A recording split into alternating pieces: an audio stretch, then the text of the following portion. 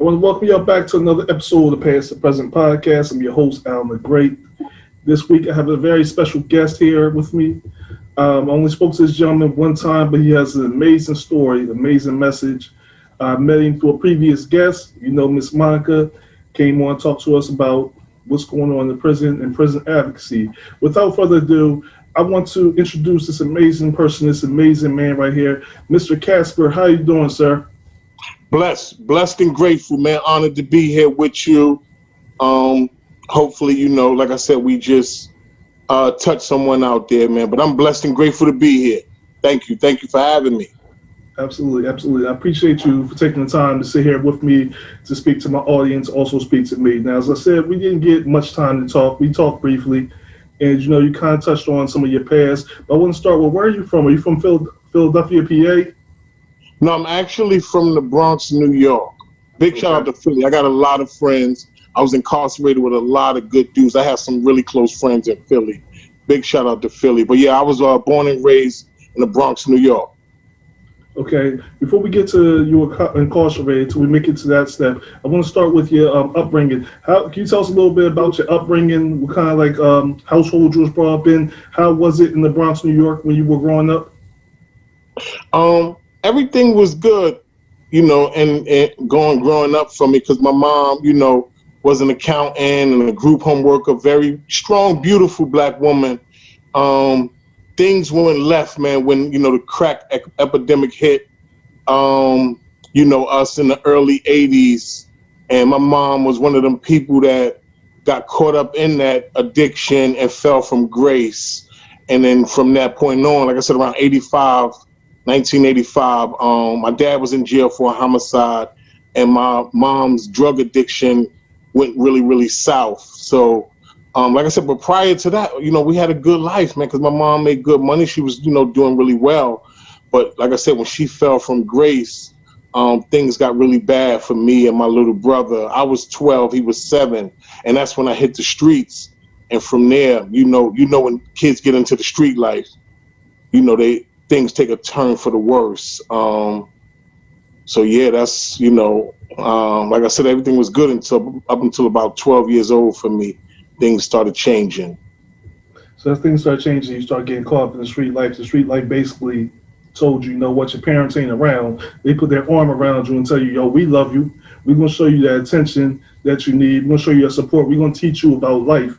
Is that kind of what happened with you? Because I know, like, growing up in the projects and stuff, that's kind of like what happens when you don't have that father figure around for whatever reason, and moms, whether working or caught up in with the drugs, the streets kind of like wraps their arms around you, especially us young black men, and tell us, yo, we love you, we got your back, we gonna support you, we gonna help raise you. But when the reality is, it's raising us up to die. Is that similar to your story? That's a fact. I couldn't have said it no better, especially from that angle of giving you that sense of false love, making you think, this is what it is, until, things start going south and the gunplay and the murders and the robberies come into play, and you don't feel that love no more. But that's definitely what happened with me. So I got to ask you a question, because I'm just interested in your perspective, especially with your background, your history, and some of the things that you experienced in your life. When you hear people so loyal to the streets, so loyal to these dudes that they hang around with, what does that mean to you when you say show loyalty to dudes that are not loyal to them? You know what I mean? You got loyalty to these guys out in the streets and stuff, but once you get locked up in the crime for these dudes, I'm not saying snitch. I'm not saying don't snitch. I'm saying you basically take the rap for somebody, and these same people that you supported, that you were calling your brother, they turn their back on you. Like, what is your perspective on that loyalty that a lot of street dudes show to people who are not necessarily loyal to them? Yeah, it's it definitely touches my heart, and it hurts because I know that, like I said, I mentor at 4 different schools here in York, Pennsylvania, where I live at. And so I meet some of the young kids, some of the young men that say, me and my homies. And like you said, with that, they talk that loyalty. But I know from experience, it hurts me because I know the minute that they go through something and that friendship is tested, in the end, you're going to be saying, I wish I wasn't so loyal to these people because I see the way that play out. Or just even if, you know, at the end of the day, them keep it real tests that, you know, we go through in the inner city and all of that, in the end, even if, you know, your friend was there by your side and you go do 25 years for him or whatever, you're still at the end of it going to feel burnt out. You're going to be hurt and you're going to have a world full of regret. So sometimes when I hear people say that, I say, oh man, they don't watch. It's unfortunate what they're going to experience when that relationship get tested. Absolutely. I tell my son that my son's 11 years old right now. One of the conversations I consistently have with him is, listen, you're going to have two real friends in your whole entire life. If you're blessed, you're going to have two. You're going to have one real friend in your life. And I always tell him, like, the people who are you calling your friends, if they're not checking you when you're doing something wrong, when you're making mistakes, if they're sitting there pushing you on and rooting you on when you're making bad decisions, first of all, they're not your friends. They're not for you. They're just spectators in your life that's pushing you towards the edge, and they just want to see you fall off. So a lot of times, I think young men, especially young black men growing up, they need to hear that information, but not told to love themselves. More importantly, be careful of the false love that's out there from people who pretend that they're your brother, pretend that they truly care about you, when they're just using you as a vessel to get what they want. So I just felt it was very important to talk about that. But let's talk about going back to your experiences. And like you said, you were in Albion prison at one point. I think you spent 15 years at Albion prison. I got 10 years in Albion. Okay. Well, Albion, I did probably about 6 in Albion, but different Pennsylvania facilities. I did 10. Like I said, as a result of that deep criminal thinking and that, you know, that wanting to sell drugs. So when my mother fell from grace in '85, what she used to do was she would leave me and my little brother in the house for days without food. I remember clearly opening the refrigerator, seeing nothing in there but a box of baking soda and a light bulb. Mm. And then it was like, what I'm going to do. My little brother was 7. I'm 12. So it was like, that's the pressure. I'm the older brother. And a friend of mine, I remember his mother was selling drugs. And I remember going to their house one day and we seeing her stash her crack inside the butter dish in the refrigerator. So I said, look, let's steal a few of those, man. I need to get some money. So we stole about 4 and we wound up selling it. And we split the $10. And I was always a kid that was good with math. My mother used to go to the store. I'd be on the side of her counting everything, like the bread, $2. She used to get $2 worth of spiced ham, $1.50 worth of cheese, some Kool-Aid chips, and I'd be doing the numbers in my head. And then when we get to the register, the only thing that used to throw me off was taxes. I used to be like, Ma, what happened? She's like, you didn't do the taxes. Mm. But I was always good with numbers. So when we sold them 4 cracks and he took 10, I took 10, I went and fed me and my little brother for about 2 days.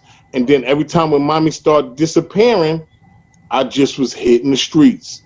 And next thing you know, I found somebody to sell me, you know, a double up for $20 so I could make $40. And then it just grew into that web. And eventually Children's Services came in. And I got shipped off to my grandmother's house. And because my brother wasn't from that side, because I went to live with my dad's mom, my little brother wound up going into a group home. But the neighborhood, the projects that I moved to, Edenwall, they were boiling out of control there. My grandmother had a good home. You know what I mean? She was never on drugs or anything like that. Good job. But them seeds were already planted. I already had that drug dealing spirit inside of me. So as much as she tried and she wanted to do good, them seeds was planted and I just hit the streets. And like I said, she tried to give me a good home, but the seeds was planted and the guys in that neighborhood was getting a lot of money. Now this is around 87. I wound up housing at New York had passed the law. If you get busted, your family would get put out. So one day from school, I left. I told my grandmom, you know, Mom, I'm getting out of here. She was like, what are you talking about? You 13 years old. I said, you know, I don't want to get you to lose your home.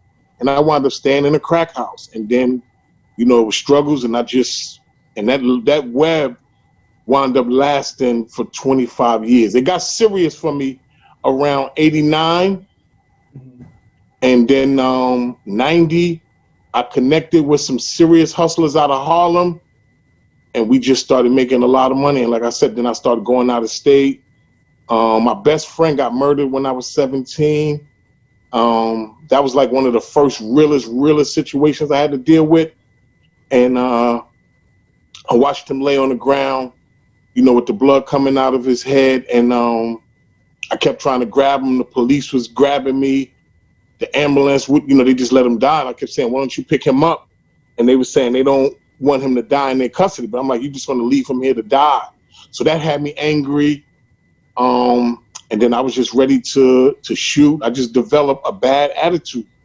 And for 25 years, man, and I wound up going through everything imaginable, from the police brutality. I was charged with a murder. I didn't do it. I was just hanging around the wrong people. One of my homies, got caught up for it. And I did like a year and a half fighting that case. I wound up beating it, sticking to the no snitching code. I lost like 3 stores, went to jail. Like I said, that lifestyle lasted 25 years in 9 different states. And after doing the last, the 10 years, I just said, you know what, enough is enough. I met an old timer from Philly. He seen me come back to Camp Hill a few times, and he had said to me, me and you both got life. You just doing yours in installments. Mm. And that hit me. First I was upset, and I'm like, yo, man, don't put that on me. And he was like, you keep coming back. I'm trying to get out once. And at that time, to be honest with you, 2004, he had almost 40 years in. Mm. And he like, yeah, you keep coming back. I can't get out once. So when I got back to my cell, I seen the wisdom in his words. And I said, you know what, man, I'm gonna wave the white flag. But yeah, it was a long, crazy life for me, man. It sounded like yeah, it was, man. And it sounds like your mom put it into your when you talk about planting seeds, like your mom planted the seeds on teaching you about life. And it was like she was preparing you for what was to come unconsciously. When you talk about you being at the grocery store and watching as she buying deli meat, and as you was adding the numbers up in your head, it was seeming like you was preparing for what was to come even before you knew it was coming. The fact that at some point you was going to have to take care of your little brother. At some point you were going to have to learn how to make money and make the money make sense to you. And when we talk about you was talking about them seeds being planted in the head, it sounds like, the seeds was planted by your mom unconsciously to say, listen, you're going to have to at some point be a man before you're ready to be a man. So let me show you how to do it and teach you. Like you was talking about, you was adding up all the money, but you forgot about the taxes, which I don't know if I could do if I lived in one of them cities. I'm telling you, I live in Delaware, we ain't got taxes, so that's one of the things that I don't know if I could do. Trying to add taxes when you're going shopping, but it's just interesting that you say that and hearing that your mom did that. But also, when did the love for money come in? Not just taking care of your brother, because I understand at first selling crack was just about taking care of your brother. When did the love for the money and for the game step in and take over? Well, as it got serious, in 1988, as you see, the drug dealers back then, they were wearing the Dapper Dan clothes, Louis Vuitton clothes, and they had the convertible BMWs, the big chains. And like I said, my predecessors in the building where I lived at, they were making a lot of money. They was making $20,000 a day. So I seen them with the nice cars with Gucci interior. So I'm like, wow, this is what I really want. I seen them taking it to another level. And then when they got arrested in 1989, and then the building was all mine. And I knew, I said, it's time now. But that love came because once you start getting money and the attention and the respect, and I mean, which at the end of the day, as I'm older and wiser now, I know that's just it's like a facade. It's not real. It's like smoke. It's not real. Like it's not. The attention you get, and we in the Black community, unfortunately, we make certain things cool that are stupid. and that are Mm-hmm. very Mm-hmm. self-destructive. So you get certain like there's a cool factor saying, I'm out here in the streets getting this money. Mm-hmm. And the work, they got stupid stuff when they say the working man is a sucker. Mm. When in all reality, until you go to jail and you got a major sentence, the working man don't seem like a sucker. No, it don't. But see, when you think about it too, I don't mean to cut you off, but you think about it too. When you out here hustling and stuff, and you actually add up the time that you're spending out there hustling, then you add on the time that you're facing if you get caught, then you add up the money that you're making less than minimum wage. You're I possibly know. making less than minimum wage, and you're not even doing the math. You thinking you're making real money out here, and that's why I know you said it's a facade. It is. It's all fake. You out here thinking that you're living this big life, but when you add up all these factors, bruh, the I working man know. might be a sucker, but he's making more money than you. Exactly. In 2004, when I got charged with the homicide, right? I lost 3 stores at the time. Mm-hmm. A word came to me. I was sitting in Camp Hill. I beat the charges. Parole still violated me for having a cell phone on state parole at the time. Because they said, that's what happened. He had called me right after the murder. So they was trying to say, we know he told you something. I said, I don't know nothing, whatever, parole violated me. But I was sitting in Camp Hill and a word came to me. And this is no prejudice to no race, creed, or color, nothing. It was niggonometry. Mm. So, and this is the middle of the night. So I woke up, I said, God, what's he trying to tell me? So when I look at the word nigger, according to the dictionary, is an ignorant person, regardless of race, creed, or color. And then usually with ometry and ology is usually math or science. So I'm like, wow, you compound these 2 words, niggonometry. It's like nigger math. The things that ignorant people do where the math don't make no sense. So a Right. kid be selling drugs for 2 years and got to go do 20 behind it. This niggonometry. When you get a kid that been sentenced to more years in prison than he been on this earth, the things niggas do where the math don't make no sense. Niggonometry. Regardless of your race, creed, or color. I don't care who this happened to, whether it's a young white kid want to sell drugs or a young black kid that want to sell drugs. In the end, the numbers ain't gonna make sense. They never The going to add last up to time, a positive. the last time I got arrested, 2011, I lost 3 stores again. I got arrested with 3 pounds of marijuana because of my horrible record. And I paid a high price lawyer and all this crap. They like, you got an ugly record. It ain't really much I could do. I did 3 years. So I got arrested with 3 pounds. I lose 3 stores and did 3 years in prison. And they gave me $11,000 in fines. And I paid a lawyer $5,000 for nothing. Like you said, in the end, these numbers don't make sense. It don't. And I don't know what we gotta say to a lot of these young people to get them to understand it. It's like no matter how you put it, how you slice it, how you peel it, they just don't get it. And it's like I don't know what else to say to them. You know what I mean? Especially younger people. But you know what's crazy, and even more interesting? It's like back in the 80s, like you said, in the 80s, because I grew up in the 80s as well, it was a different type of time. Yeah, we seen the cars, the money, we liked the attention. But just as much as it was about the attention back then, it was just as much about the money. Nowadays, this is what I said to my wife recently. I said, if you gave somebody an option right now between having money and getting attention, I guarantee you 96% of people out here right now rather have the attention than money. And they will do anything for the attention. They don't care. They will disrespect their mom. They don't care what they'll do. They'll do anything for attention. So it's just a different type of time. And we're not glamorizing, what you've been through and all that, or even what I had to go through living in the inner city. But at least at that time, it did make sense.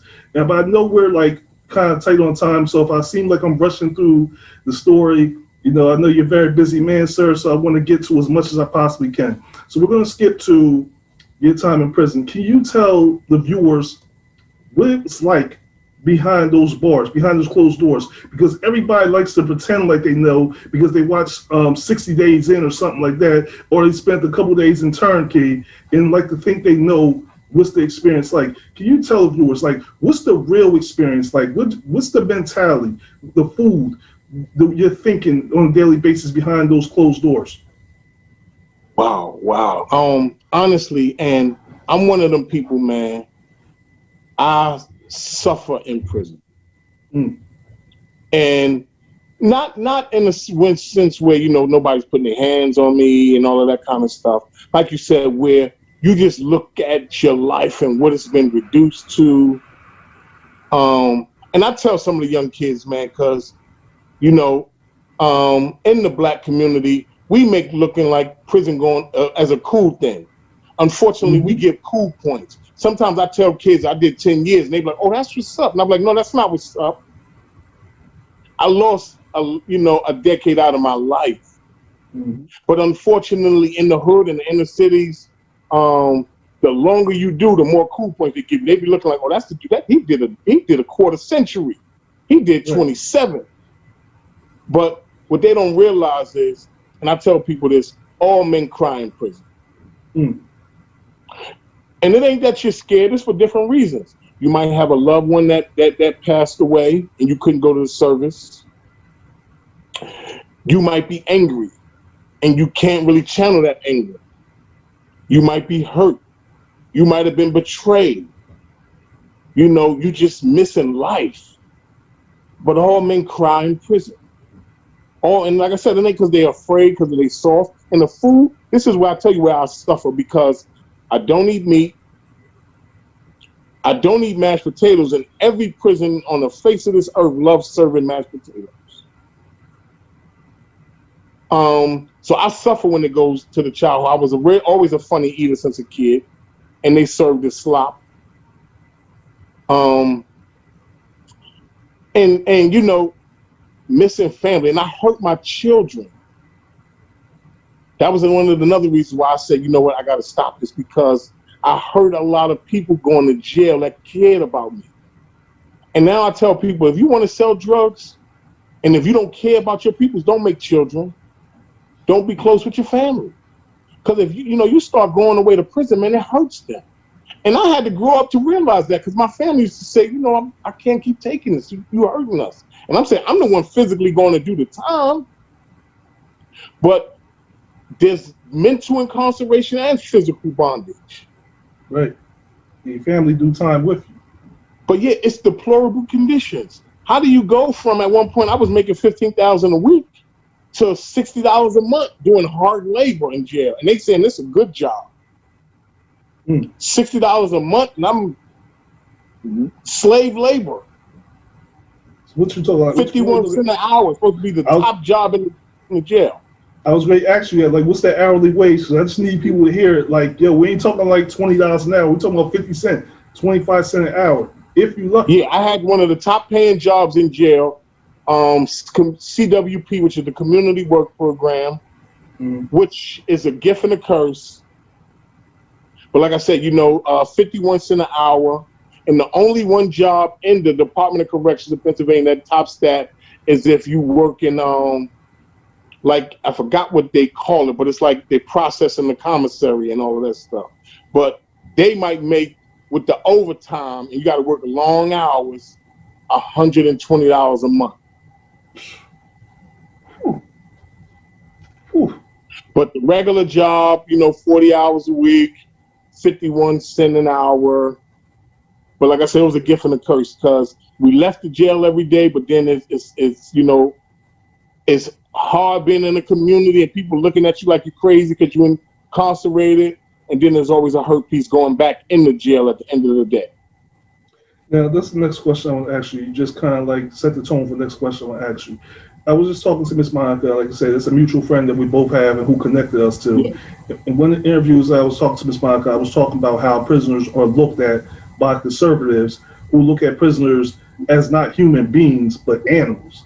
Look at y'all like as if once you break the law, you no longer become a human being. So you're locked up in cages and they feel like, yo, you shouldn't get education. You shouldn't get some of the rights you get because they see you as subhuman at that point. Did you ever experience anything like that being in prison, either inside or even outside, when you got on the outside, where you had people who looked at you differently because you were an inmate at one time? Oh, absolutely. Absolutely. You know, being that I started, like we talked earlier, I started selling drugs at the age of 12, and that lasted, you know, into to my 30s. Um, people, you know, looked down on me. They didn't believe in me. They, you know, and then, you know, we always have this stigma in the city where we saying, "Oh, this is all I know," or "This is all he know." Mhm. But what people didn't realize is I taught myself real estate. I sat in Albion day and night from count clear 7 o'clock in the morning till about 6 or 7 at night. I was studying real estate, teaching myself. Because when I said enough is enough, um, and when I came home, like I said, a lot of people doubted me. A lot of people doubted me um, because of my size and demeanor. Sometimes, you know, I'm 6'1", 230. You know, everybody know I've been through a lot, and until they really get to know me, they think that I'm this ferocious, mean person. But when you get to know me, I'm really a sweetheart, a loving person. Because people be like, you know, oh, this is the guy that was charged with a murder, that had assault on police officers. He's been in numerous shootings. But when you get to really know me, so people, I've had people that look at it like this not guy's not going to change. This guy is kind of an animal, but you got to just know what your goal is, where you trying to go in life, what you want to do, um, and proceed with your mission. So now I love just teaching people how I defeated the recidivism rate. I've been home 8 years. Through my book, I teach people how I started two businesses off a $10 an hour job, which is why I got a no excuse policy for drug dealers. I say, if you want better, you know, ain't nothing more powerful than to determine and change mind. I was determined. I knew exactly what I wanted, and I worked incredibly hard because I messed up bad. So I had a fight ahead of me, but I'm thankful, and it worked. And that's what I teach people through my book, From DOC to CEO, how I started my real estate company and my publishing company off the wages of a $10 an hour job.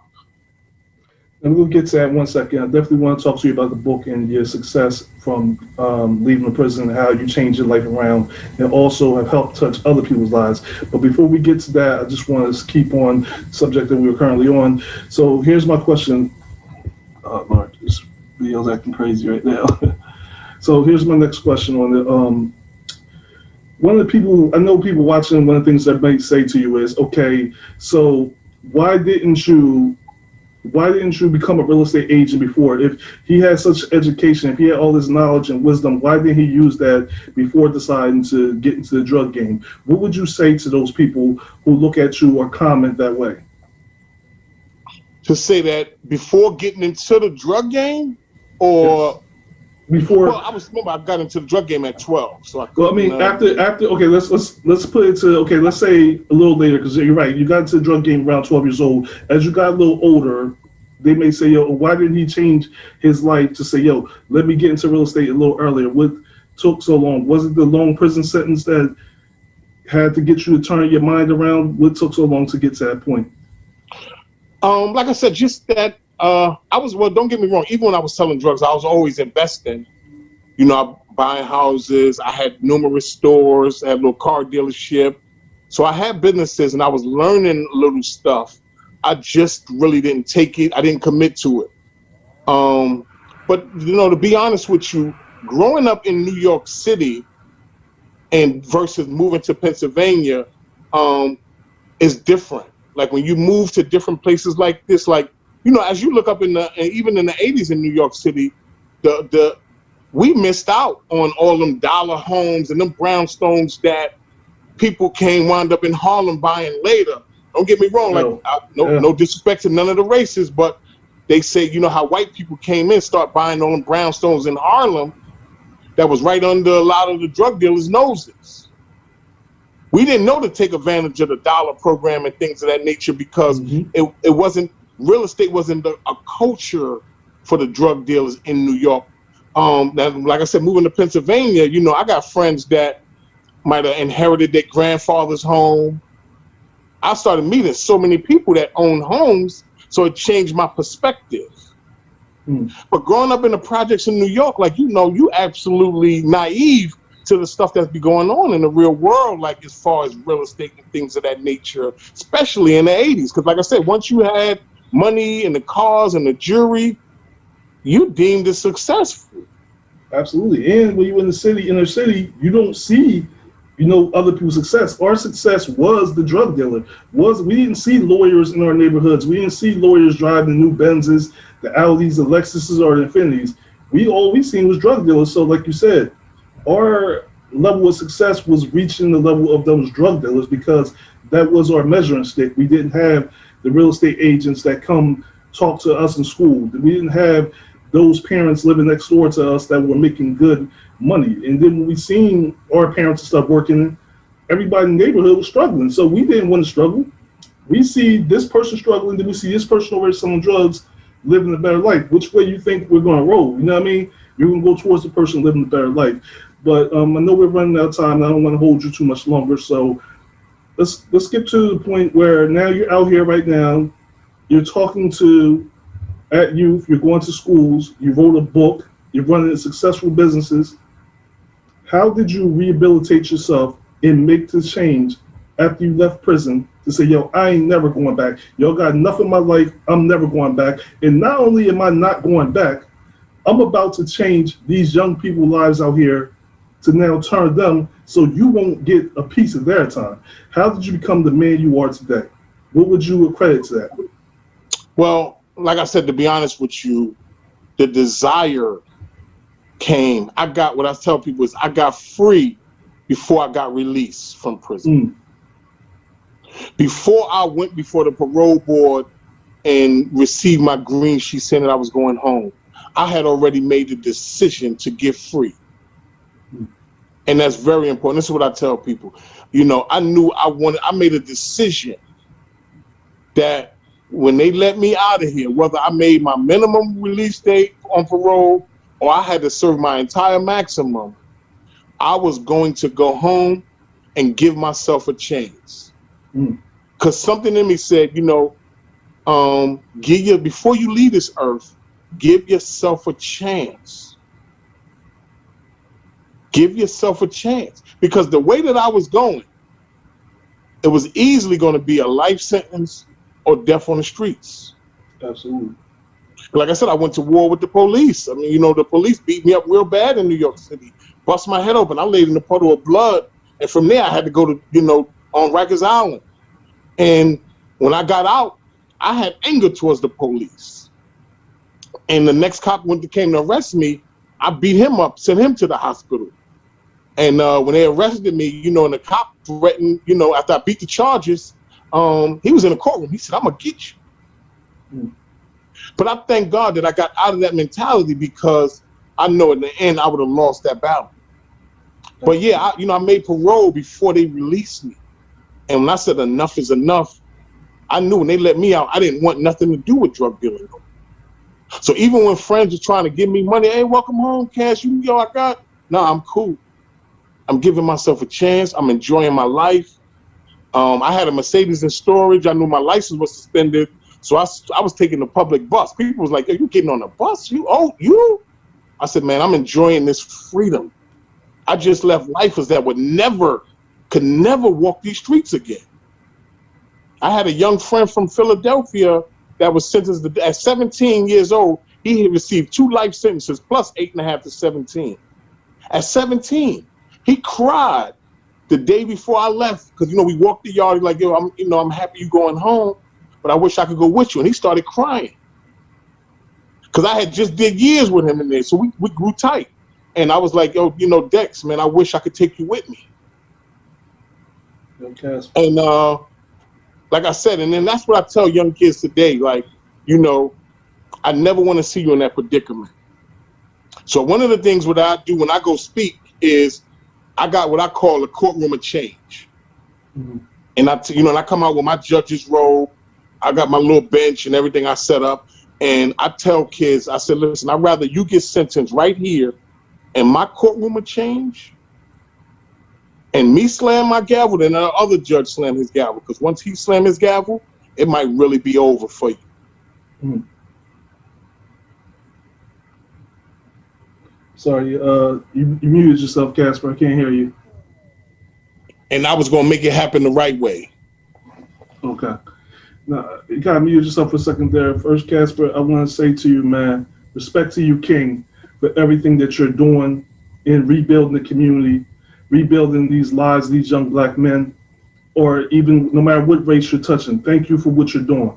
As a father of two sons and a daughter on the way, thank you, sir, not only for being part of my show, for being here, but thank you, King, for what you're doing and what you're continuing to do in the community. Thank you for what you stand for changing your life and becoming the upstanding citizen you are, for giving hope not only to some of these listeners, but people who are in prison right now who's coming home, that you can make a change, that you can change your life, that you can be something, and that you're not what everyone think you are. You don't have to live the rest of your life being a convict, being a criminal, being a drain on society, or however people try to paint the picture of you. I want to thank you for everything you're doing, everything you continue to do, because you give hope to many people, and you're continuing to build up a community that truly is broken. And we need more role models and more men like you to speak up and show the experiences that you've been through, to help people understand that committing crimes, as glamorous and as glorious as it seems, is not what it seems, and that you're losing your lives, 10 years of your life. That's a decade of your life. Think of how much time and how much things change in 10 years and what you're losing in that time frame. So I just need people to wake up, listen to the story, and really take something from this and change your life, and not allow yourself to get trapped in this system that's set up for you to failure. It's not there to support you. The streets, as much as they make you think they love you, they don't love you. They're not there for you. Just because they wrap your arms around you, show you attention that your parents either cannot or will not, does not mean they love you. All attention is not good attention.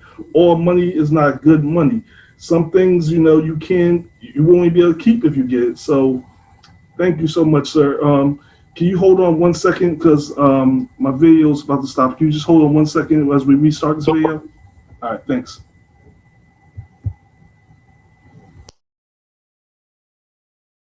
Okay. Ex-con. Wear it.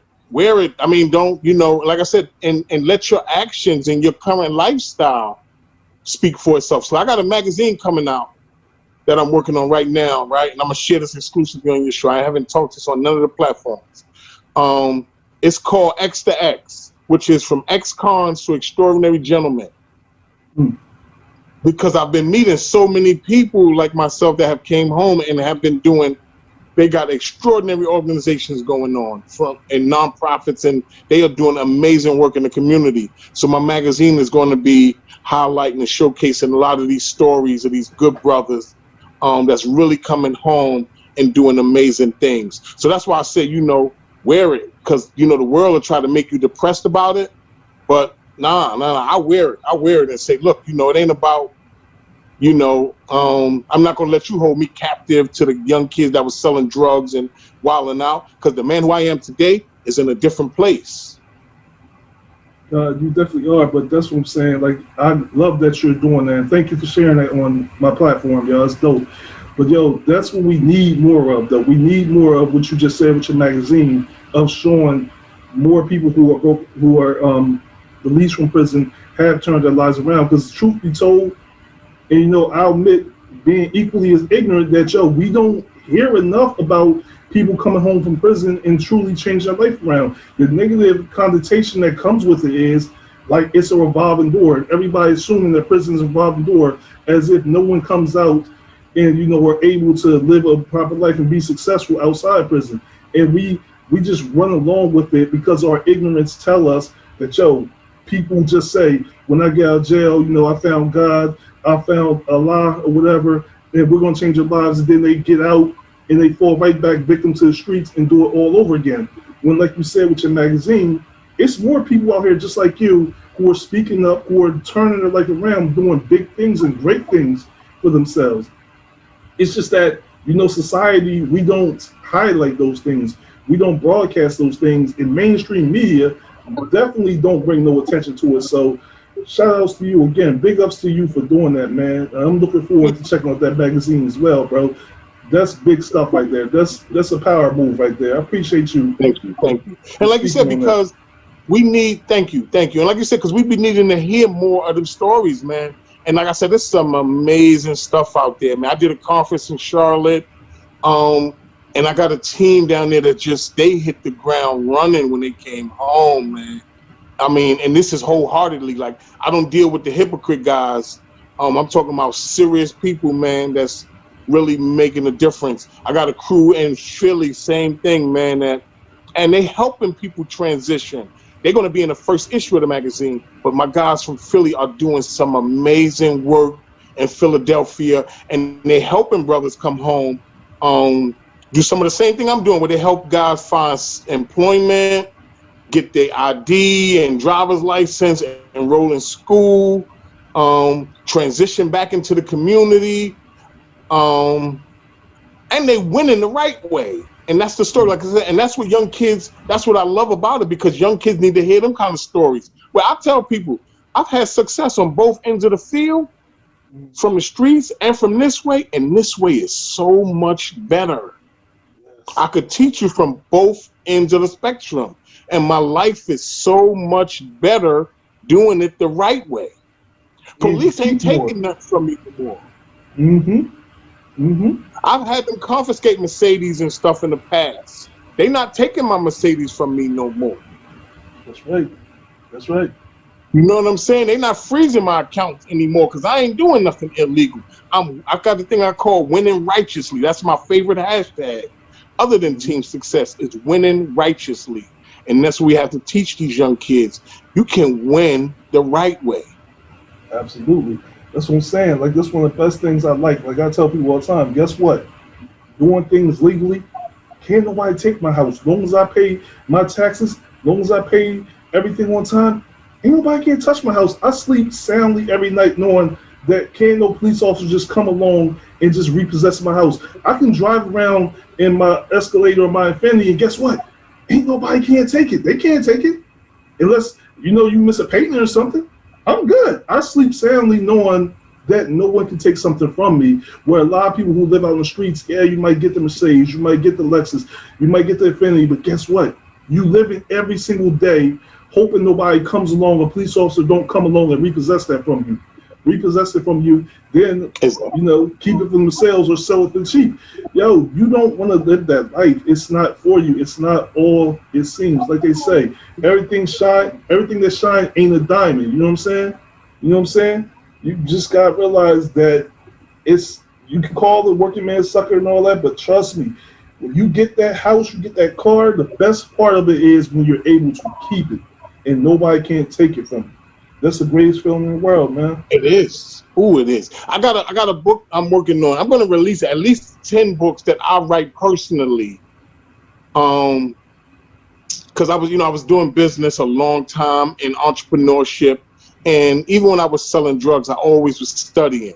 So, like, have you remember the movie Belly? When you see Nas, he would get home and be reading his books. At the end of that was always me.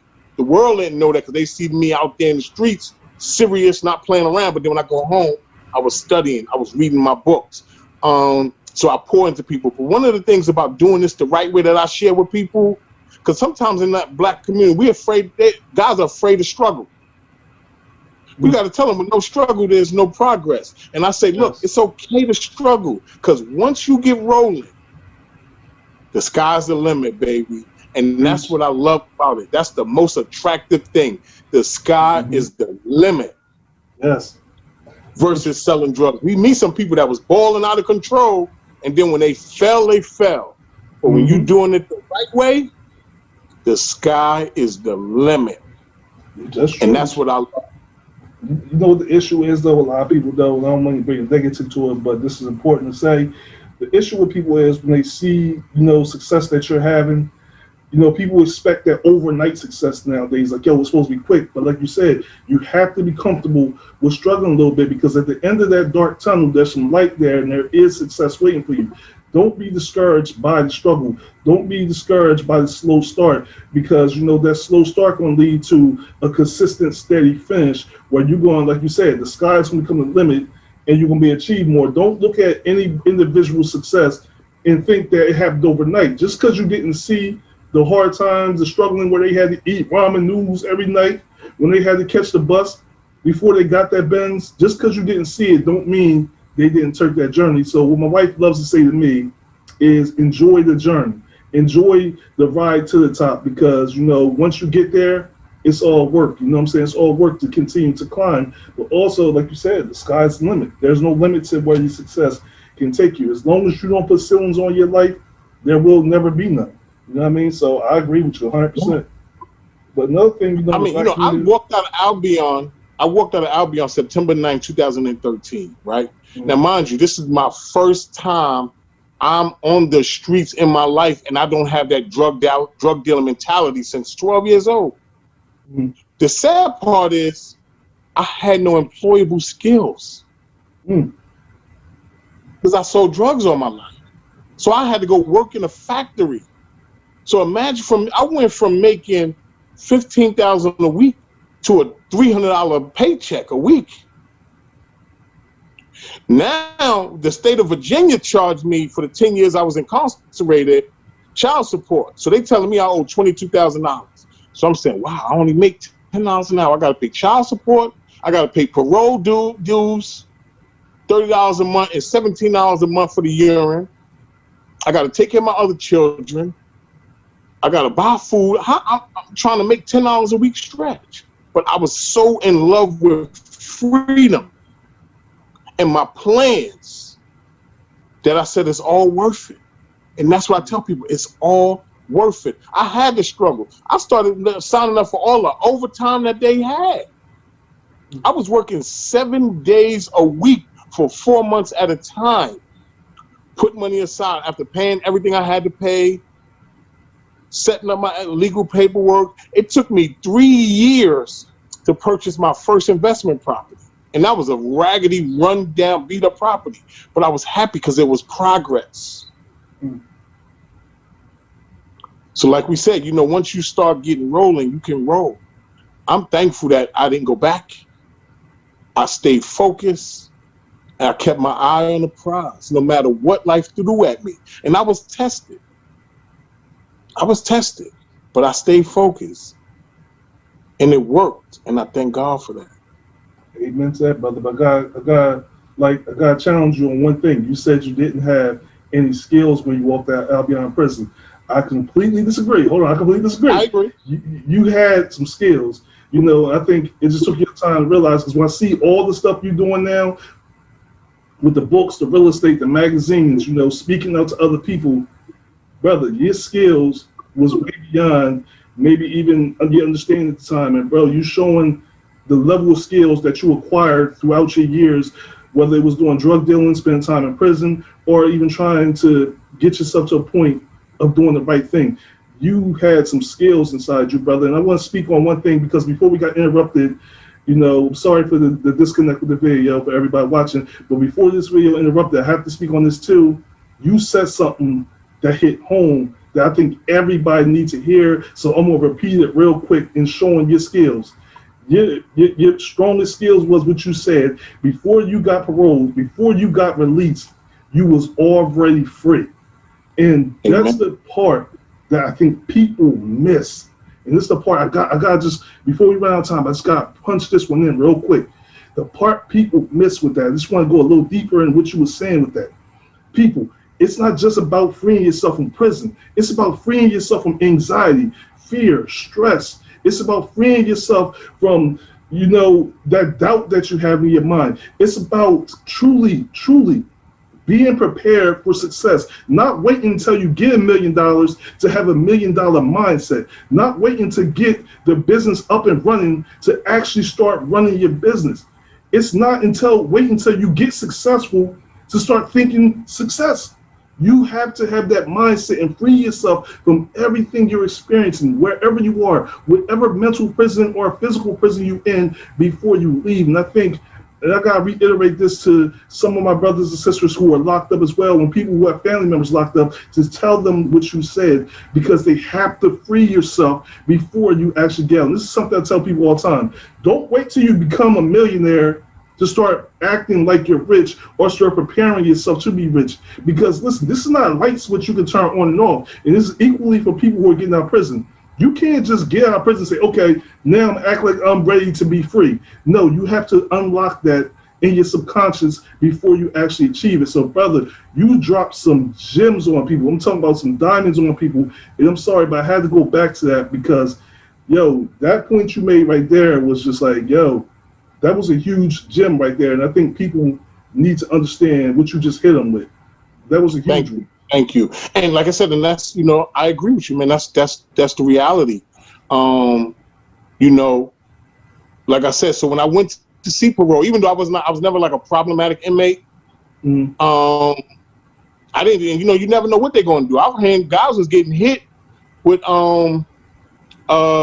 lack of motivation for success. Parole, that's what parole was denying them, telling them lack of motive. So I didn't know what parole was going to do. I just knew that where I was at in my life. And like you said, I knew that I had enough. I wanted something different. And I said, it's time to give myself a chance. And that's when I got free before they freed me. You see what I'm saying? Yes, sir. I gave myself freedom. And like you said, from depression, because you got people that's walking the streets today that's in the prison of ignorance, the prison of depression, the prison of medication, the prison of, it's sad to say it too, of a toxic relationship. Whew, preach. Yes, keep going, bro. Keep going. Don't let me stop you, bro. And you have to free yourself. You have to free yourself. I told myself, all my friends was drug dealers and criminals. Since these are people I knew since 12. But I said it's time for me to start getting new friendships. Right. So I had to free myself from a lot of things. Yes. A lot of things. Yes. And it worked. And that's why I'm so grateful. And this is what I share with people, man. Because that's like you said, that's what it's about. You get free before you walk out. When my mother and them came up to pick me up that day, September 9th, 2013, they pulled up to Albion. I was already free before they opened the gate. Preach, bro. That's respect. Much respect to you, bro. Once again, much respect and love to you, bro, for everything that you're doing, for everything you're preaching, and for the knowledge and wisdom you dropped on our audience today, bro. Because I'm telling you, the jewels you dropped right now is priceless, bro. And I mean that from the bottom of my heart. I got much respect for you, much love for you and everything you're doing. And listen, again, people, incarceration does not necessarily mean you're locked up behind bars. A lot of us live in a prison, even though we don't know it. A lot of us are locked up in a prison that was built by ourselves, manned by ourselves. We are our own guards that keep us in our own prison every single day. Many of us are walking the streets right now, sitting in jobs, like you just said, in relationships, toxic relationships, where we live in prison every day, fearful of freedom because we're not ready to be free. But if you truly want to unlock those gates, unlock those doors, and walk out of that prison forever, then you have to tell yourself and live free. You have to tell yourself, I'm free, even before you leave that toxic relationship. You have to tell yourself, I'm free, even before you overcome the anxiety, stress, fear that you have. You have to tell yourself you are free. To all your family members and loved ones who are locked up, share this story of what this gentleman is spending to you today. Tell your loved ones, before you go to that parole hearing, before you decide to walk out of that prison for the last time, tell yourself, make sure you have a mentality of freedom. Before I let you go, because I know you're very busy, I got one last question for you. Right now, Yes, someone's watching this show. Someone's watching the show. I don't know who they are, but they're watching the show. They're about to get out of prison. They lived their whole life in the drug game, didn't have, the mom and dad to help them grow up. The streets always told them they love them, and they want to change their lives. They want to.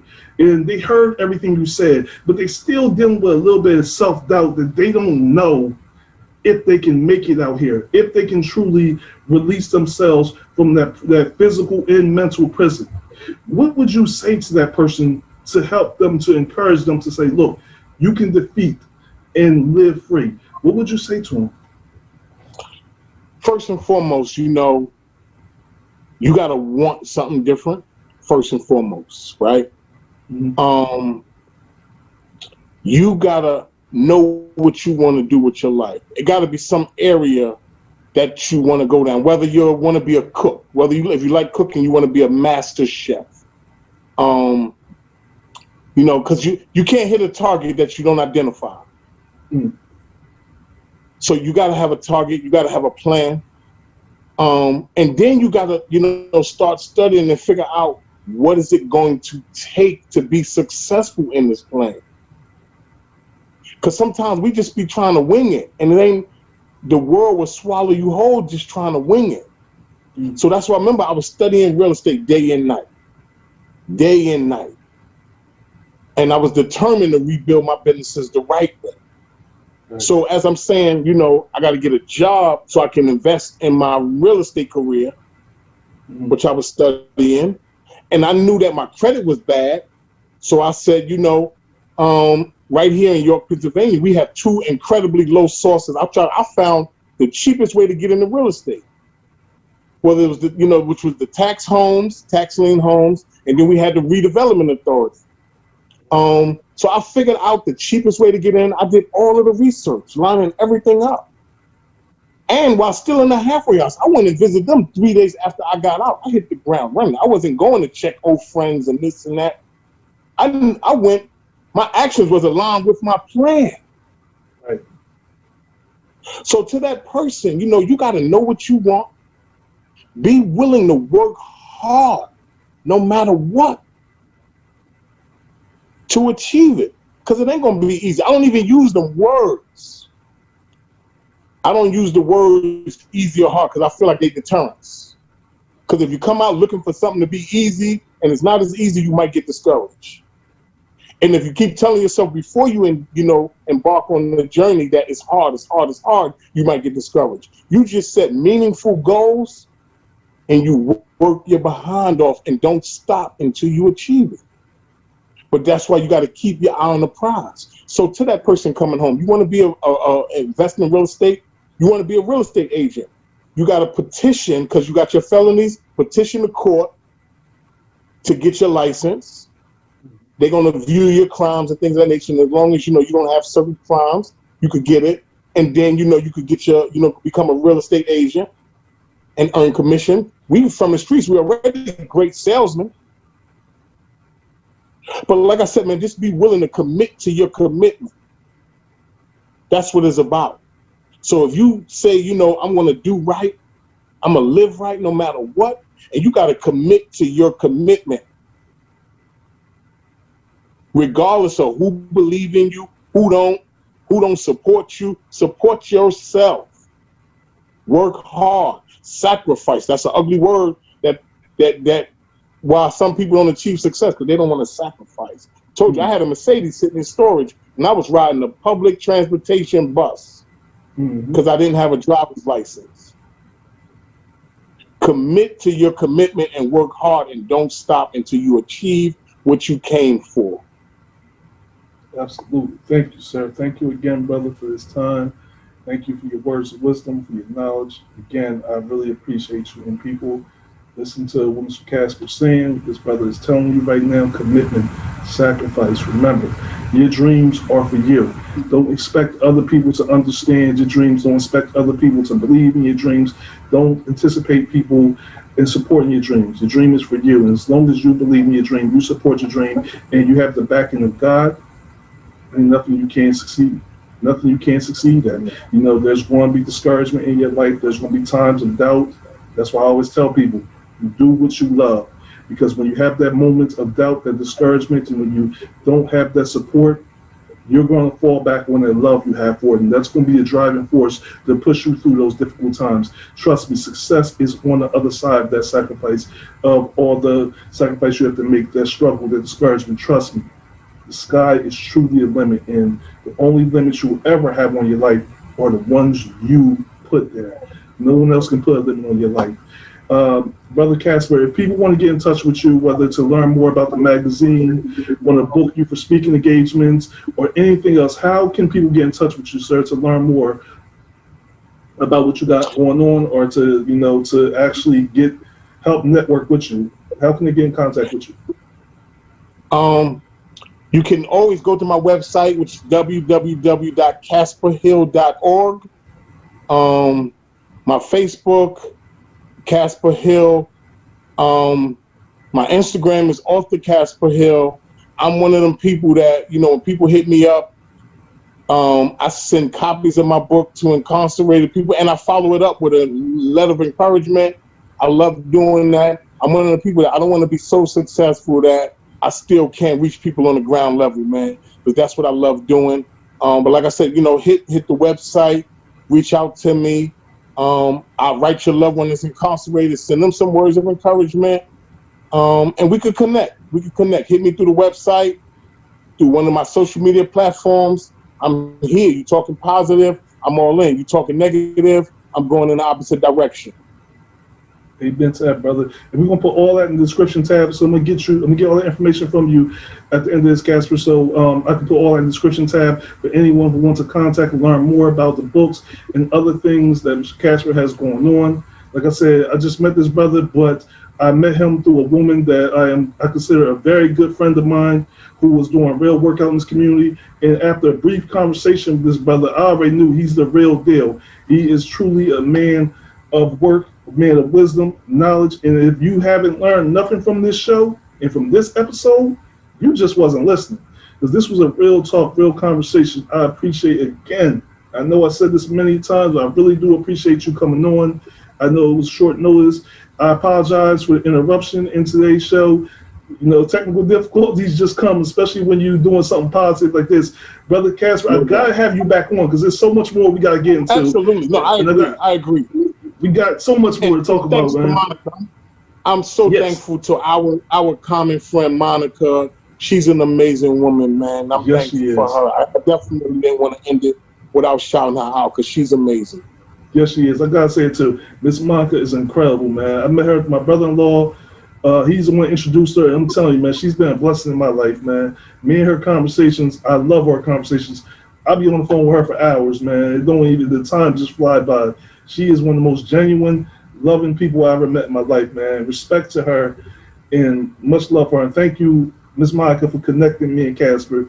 I really appreciate her also for doing that. Brother, me and you going to have to talk real quick when we get off the air, because I got something I need to rap about with you. I got another maybe business opportunity for you. So I'll talk to you about that in a second. Sorry, I probably should have talked about that on air, but yeah, we'll talk in a second. But once again, if you want to hit me up, Facebook, Past Present, Instagram, Alan the Great. Remember to like, comment, subscribe, and most importantly, share this video with someone that needs to hear it, whether it's a family member, loved one. Even if it's not for you, someone can take something from this video. Again, I want to thank you for being part of this show. I want to thank all my listeners, all the viewers, for continuously watching and supporting this show. We appreciate you. We love you. And until next time, I only got one thing left to say, y'all. Stay tuned. Peace. Peace.